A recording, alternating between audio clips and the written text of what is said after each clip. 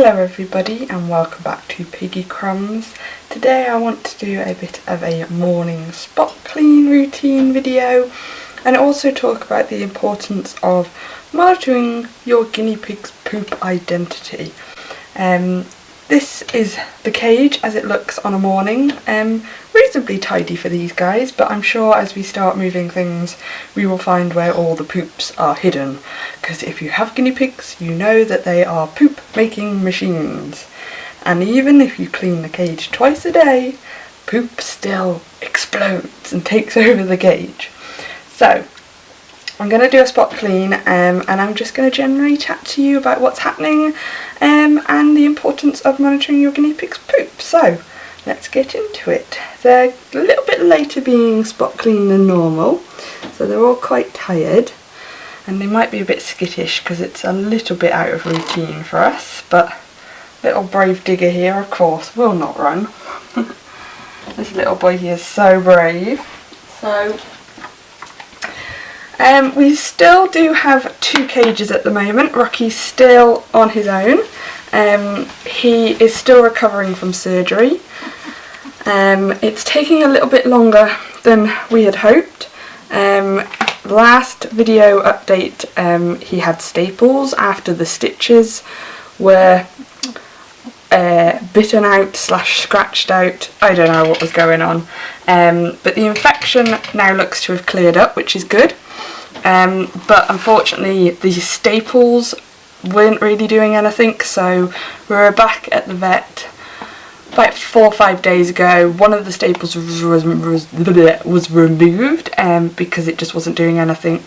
The other one fell out a few days ago, and they've decided that basically what we will do is let it heal on its own. So we're back this week. We've already had one checkup whilst it's been healing on its own, and they were somewhat happy with how it was looking. It's difficult, we didn't want to disturb it in any way, so we kind of left it on its own, and we'll look at it and disturb it this week, see how it's healing. So we will see, but Rocky never has anything simple.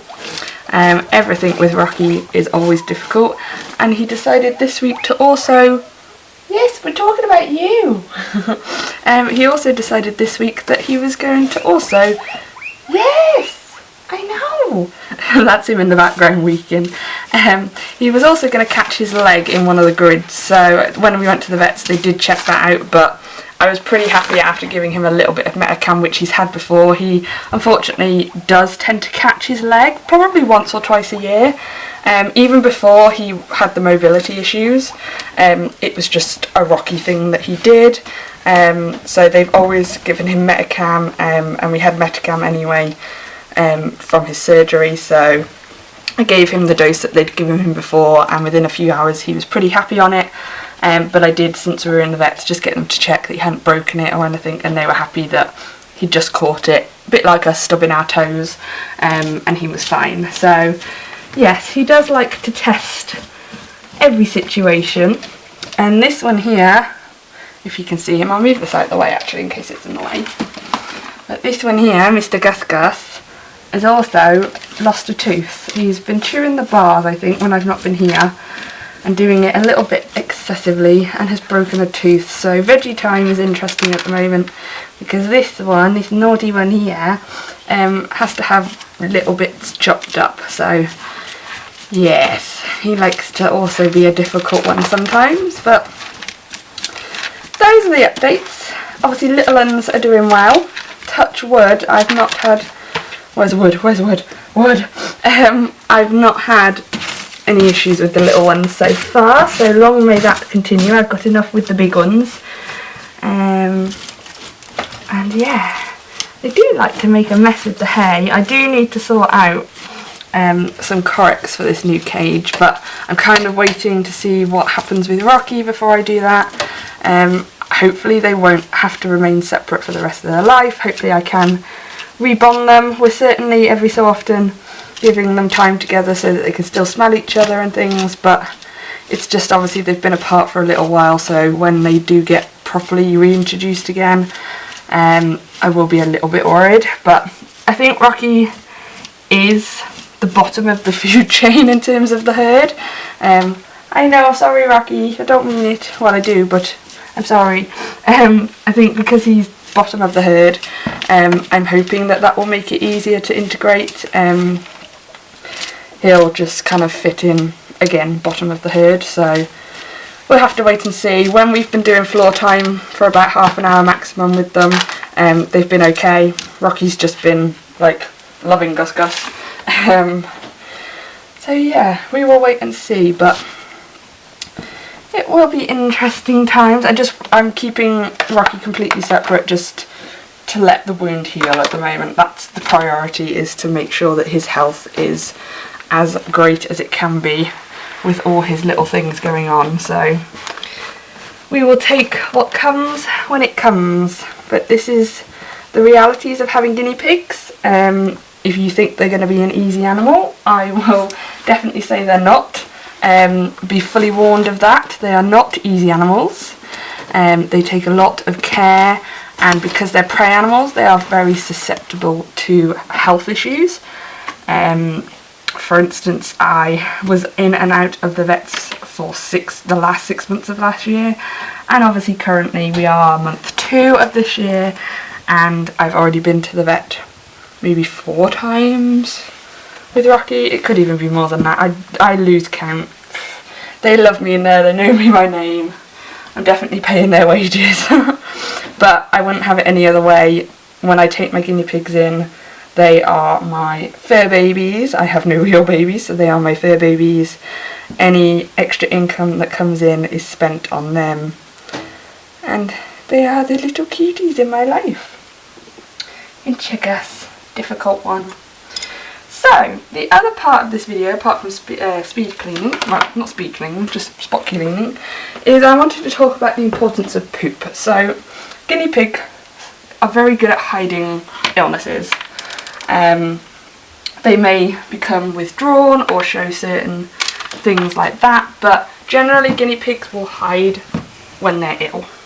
They do this because they're prey animals, and traditionally or normally when they have an illness, because they're prey animals, the rest of the herd will basically push them out or force them out due to force, because they are the weakness in the herd. So they're very good at hiding illnesses. However, one place where they can't hide illness is in their poop, because it's everywhere. Guinea pig poop will always be very long and thin, very kind of oval shaped. It won't be moist, it will be quite hard, especially if you're getting to it like now, after a few hours or even more than a few hours. It will be quite hard, not very moist at all. So if you're finding poop different to that, it's an alarm response. And especially if you're finding very small poops or very long poops, that is a cause of concern. So I will insert a picture now of a poop from each of my 4 guinea pigs, and I will let you sit there for a minute and try and guess which ones do you think belongs to which. I thought this, having guinea pigs, all 4 of mine have very different poops, and I know which poop belongs to which person. So not necessarily based when they have issues, I know exactly who it is, but usually, especially certain of them have very different poops to the others. If one of those is slightly moister or misshapen, like a teardrop, I know who it is that's got the issue. And certainly when I've had issues with Gus, when he had his, well, we don't know what it was, but it is definitely digestive based. This poor dude was having severe poop, diarrhea, everything. I knew straight away it was him, and we got it sorted, and I was able to monitor how well he was doing based on his poop identity. But yeah, so the pictures have been on the screen for a little while. I'll let you guess, and then I will, in a few seconds, put whose poop was who and see if you got it right. And don't forget to leave a comment down below. Let me know, did you get none right? Did you get all of them right? Did you get 2 right? Did you get 1 right? Did you get 3? Yeah, let me know. So, answers should be on the screen now. And we will continue on cleaning. So I wanted to make this video, obviously because of the issues we've had before now, certainly with this one, but it was also a way that I noticed the other day that Rolo was having slightly mushier poops than normal. Nothing to be alarmed by, they were just only slightly mushier, but it was an alarm for me that maybe I needed to reduce the vegetable content just for a few days, or just monitor him. This was after Rocky had had his infection and the two littlest, bless them, had nibbled at the area, so I kind of thought it was a little bit, maybe Rolo had eaten some of the infection and it was just in his stomach, so that was the alarm to me, and noticing it straight away, dealing with it straight away, he was fine within a day or two. Now if I hadn't noticed that, and maybe if the infection or whatever it was festering in his body, that could have been really bad. So that's why I'm doing this video, because it's important to know your guinea pig poop identity. I cannot say that enough. And these lot are all like, what you doing? But it's important to know. So these guys are now spot cleaned for the morning. They will get spot cleaned again last night. They were fully changed on Friday, so they've got a mishmash of fleece, but it's all red at the moment. That's the best we could do. We've got all red. The mats will get changed tonight as well, rather than in the morning. And yes, I know. I'm finished now. You can all go back to bed now. Yeah. So we will leave the video there. I hope you liked this video. I hope you liked the bit of the quiz element. I thought that was quite interesting. And let me know your guinea pig's poop identity in the comments below.